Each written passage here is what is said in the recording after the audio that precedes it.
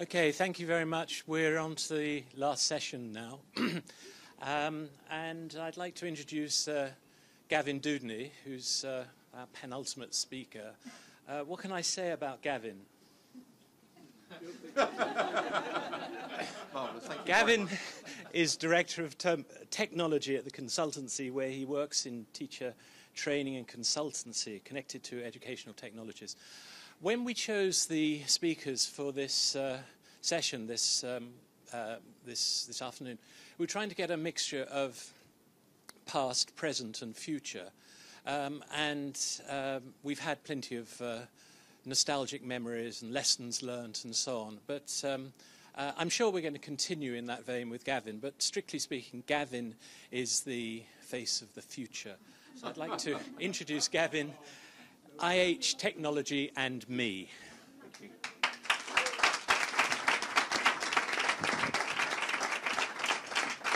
Thank you. It's great to feel like new boy again. It's fantastic. It's a bit of a big ask, this kind of event. It's been great sitting here watching everyone else. And thank you to Simon and everyone here at IH and to the technical people. Thank you to everyone who's watching online. It's a really, really great pleasure to be here. My story goes back to 1989.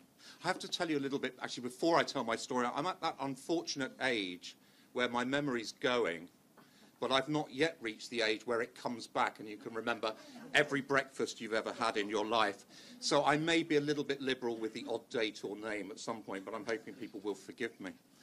So in 1989, I found myself living in London with a degree in French and Spanish, but working like so many of my contemporaries and so many of the people who are watching online probably and here in the room, working as a database technician and graphic designer and advertising executive for a gay telephone dating agency during the day, and had as a stand-up comedian at night.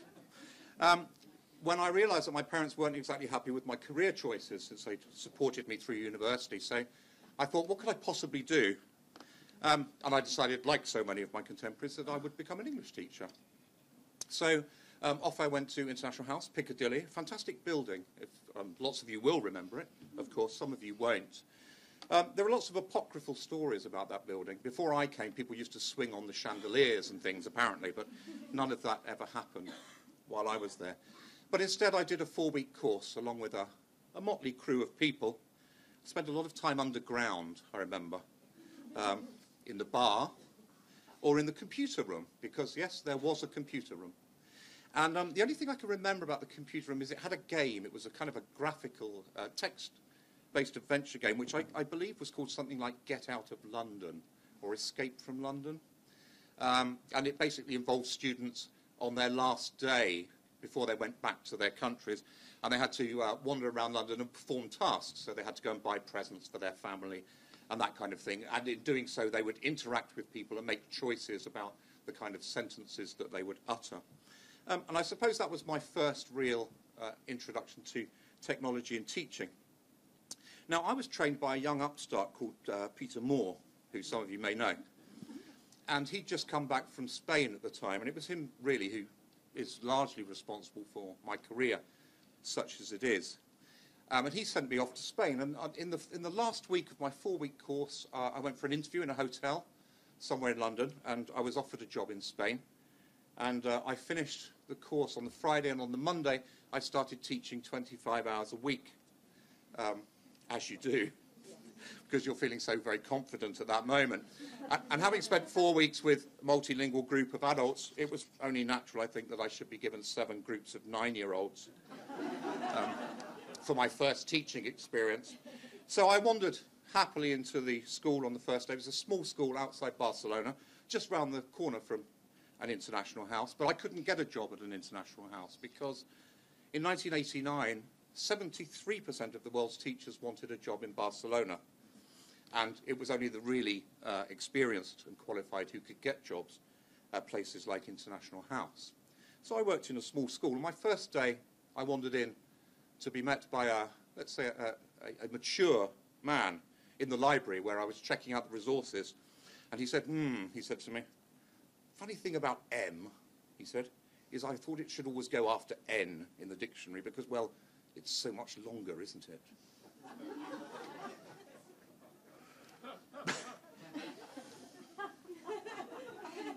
Which was my first introduction to the other stuff. But it was a wonderfully supportive school, and I spent 6 very, very happy years there, and I learnt my trade, a trade that I'd had a good basis in during my 4-week course, but there's nothing quite like getting into the classroom. My first class of 9-year-olds, I went in, and the room was in darkness, and the kids were all asleep on their desks. So I duly sat down at my desk and went to sleep. And 10 minutes later, they were all begging me for a grammar class. And that was pretty much the approach I adopted for the rest of my teaching career in that school. But I learned lots of things. I learned to appreciate the creativity of people. I learned to work with people and to try to understand them. What does he mean when he says Mr. Jones is in the bathroom shaving his bear? Or Mr. Smith was very annoying with the wound on his head. I had a picture of him rubbing it on people. And later, with higher levels, I always remember getting a job application letter from a first certificate student that finished with the immortal phrase, I have ease to have intercourse with people. Moreover, I have my own car. I await your wire brush response. And I had actually got very good at using the dictionary by then to pick those things up. I like languages, overcoat Spanish. I could do that one. I could do the journey was long, but very chest of drawers. I knew what that meant. But I never figured out the wire brush response. And no one else did. So I did. I spent my 6 years there learning my trade. And I was responsible for setting up a self-access centre there. I bought my first computer. It cost me almost £3,000. I got a free holiday, a weekend's holiday in Mallorca, for buying the computer. And it was delivered by 3 men. Huge. Not the men, the computer. Huge. And the first thing I did was delete the operating system from my computer. And that was when I knew I was destined to have a career in technology, really. And so I duly read the 500-page manual and the other 500-page manual. And that's really where my experience comes from. But in 1995, let me just fast forward a little bit. In 1995, I'd already had some experience in setting up a self-access centre. I used to make little diskettes. Some of you will remember diskettes, for people to take home. They had practice exercises on. And in 1995, I got my first connection to the internet. A very slow connection, which cost the equivalent of £25 an hour at the time. But I was immediately very excited about the possibilities of the internet. It was a whole new world. It was a very slow world, 9.8 kilobytes a second in those days. And so I duly signed up to do my first conference talk at a very small conference in the city where I lived, outside Barcelona. And I suppose I was met by bemused stares by 90% of the people, saying, that'll never take off, which, of course, we now know to be true. And 10% of people who were very, very excited. And 2 of those people happened to be Jonathan Dykes, and the other one's gone completely out of my head. Anyway, there were 2 people. Jonathan Dykes and the other one, Jenny Johnson, who you will all know. And there they were, sitting in the front, and I could see Jonathan, because you can actually see inside Jonathan's head if you know him. I could see these things moving inside his head as he made calculations about whether this was going to be an exciting thing or not. And about a week later, 2 very odd things happened. The first one was I got a fax. We all remember faxes, right? I got a fax from a man called Scott Thornbury saying, I have to write a book with someone who lives in Australia, and I've heard about this internet thing. Can you come along and bring me one? So I went round to his house, and I fitted a modem in his old Mac, and he duly provided me with a very grand lunch and a nice bottle of wine. And the rest, with Scott, of course, is history. I taught him everything he knows, of course, and largely responsible for his career. But he's still stolidly refusing to pay me the 1% royalty that I asked for on all his methodology books. The second thing that happened was that Jonathan Dykes phoned me up and said, would you like to come and work at International House Barcelona? I'm setting up an internet classroom, and I'd like someone to come and run it. So I immediately jumped at the chance, of course, and I went off to work in IH Barcelona, where I spent quite some time setting up the internet classroom, working with teachers, and going to conferences. I think, like I say, I'm being a bit liberal with the dates here. A lot of travel. I did a lot of travel for International House at the time. I remember going to Recife in northeastern Brazil, where I worked for a week and then was taken driving up the beach for a week. And this seemed to me like a positive career move. Also International House Sydney and many other places. Encountering always the legendary International House hospitality and care and support. And it really is true that the organisation is reflected all the way around the world like that. It's been a great privilege to work in many of those places. 1997, I believe, and it may be 96, saw me going to my first conference, directors' conference, which was in Lisbon, where I met, well, I was the only person who did a talk using PowerPoint at that conference. And afterwards, people came up to me and said how brilliant it had been, how brilliant my talk had been. And I said, oh, which bit did you like? And they went, I can't actually remember the content, but it looks so beautiful. Could you show me that again? And it was at that point that I met a very dear friend of mine, Roger Hunt, who I'm sure some of you know, who's now at International House Barcelona. And Roger and I got on like a house on fire. And we went off for dinner to talk about technology and other things. And when we got back, it was late and there was nothing open, so we thought maybe a little drink before bed would be a good idea. So off we went and had a look in the minibar, and there were lots of interesting drinks with names that we didn't recognise. So we tried them. But they quickly ran out, so we thought, well, maybe Roger has some in his room as well. So off we went and we tried those as well. When I got back to my room, perhaps a little worse for wear, late at night, I found a card hanging on the door of my room. It was a breakfast ordering card. And I was at that moment rather peckish.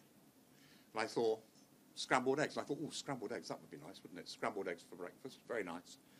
And then I saw poached eggs. I thought, oh, I love poached eggs. I shall have some poached eggs too.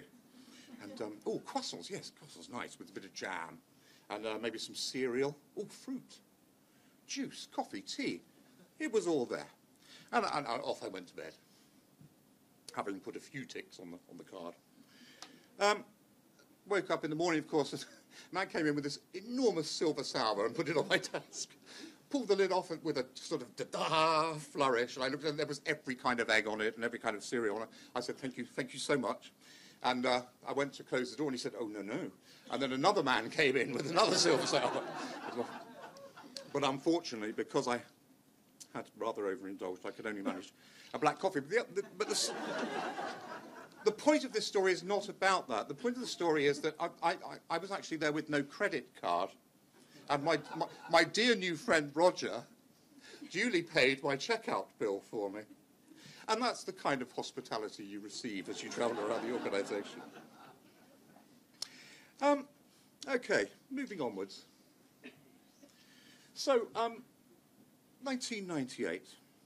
1998, Christmas. I do remember it was Boxing Day. In fact, I was visiting my parents. And as one did, and one still does, I checked my email. And there was an email from Jonathan, because Jonathan actually, in those days, never took a day off. He certainly does now.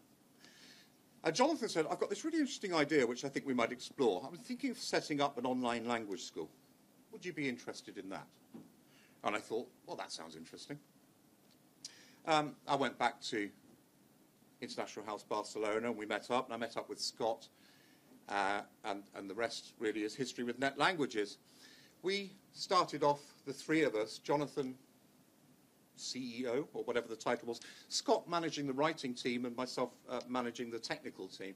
And what was great about the early days is that no writing had been done, so the tech team had nothing to do.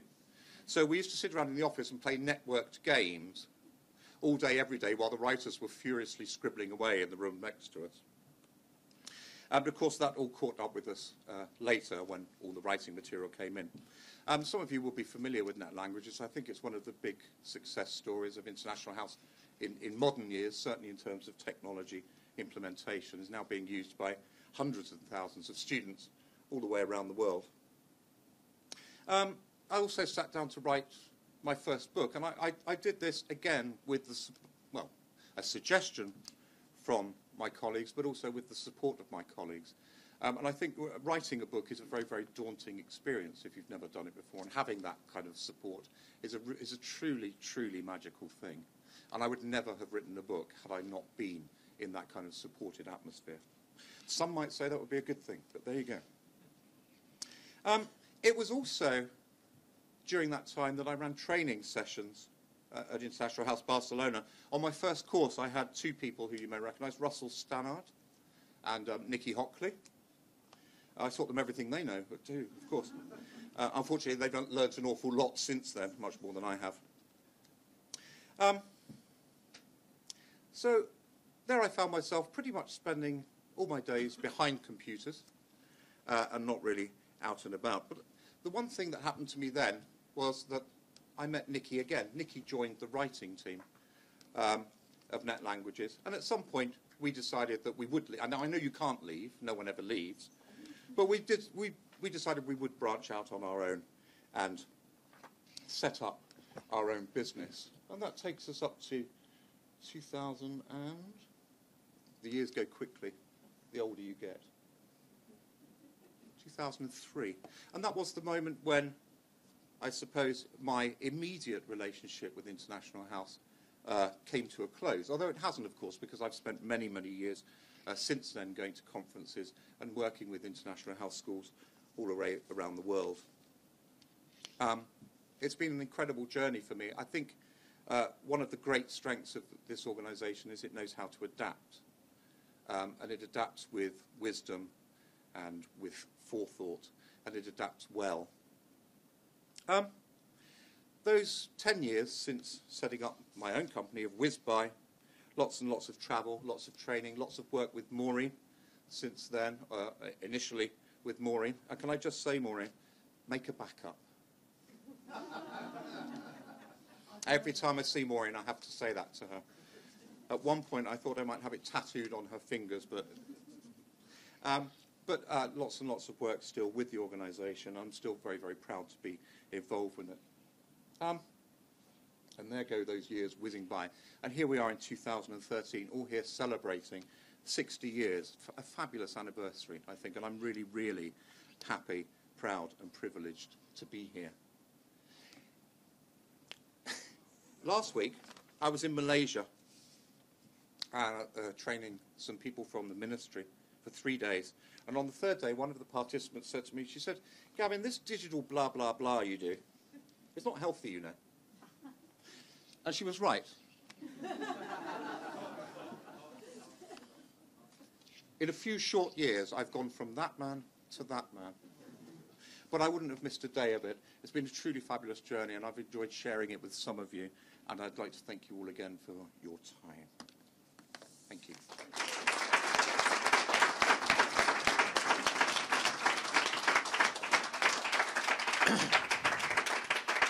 Gavin, thank you very much. Are there any questions that we'd like to ask? Any online questions? Does anybody want to ask Gavin any questions? Well, you have a question.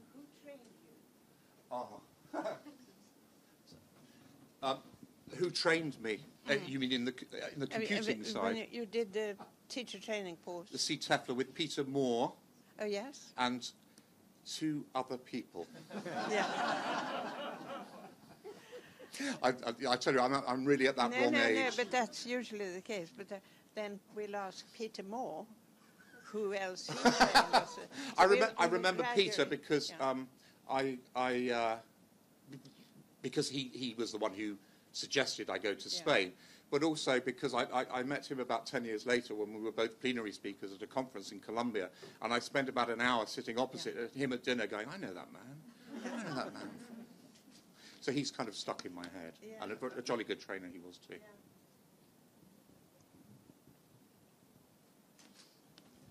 Any other questions?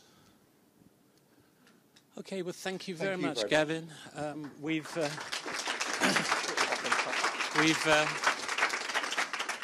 We've seen the future and it made us laugh. Thank you very much indeed.